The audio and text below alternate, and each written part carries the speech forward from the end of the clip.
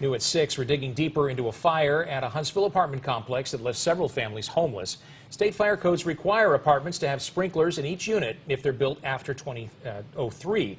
Well, WAAY 31's Rodnea Ross is looking into whether Colonial Grand apartments had sprinklers or if other fire safety measures worked. Rodnea?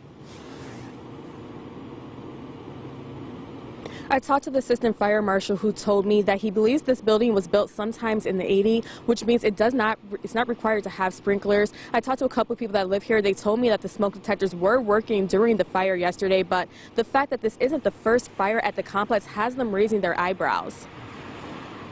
It is odd. I mean, there's no way to not start thinking that there's something odd there. I think it's the second or third one in a few years in the same row of apartments are pretty close.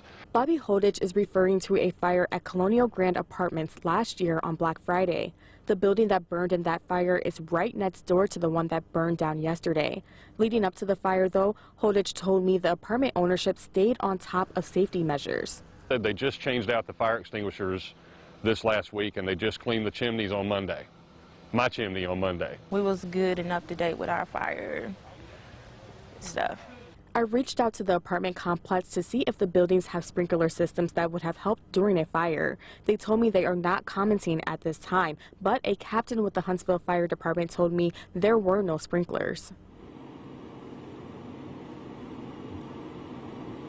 The assistant fire marshal told me that the code can't be enforced on structures that were built prior to the code being enforced. He told me that once Colonial Grand does rebuild these buildings, the buildings will be required to have sprinklers, and he said that the ones that previously caught fire should already have them installed. Reporting live in Huntsville, Rodnea Ross, WAAY 31 News.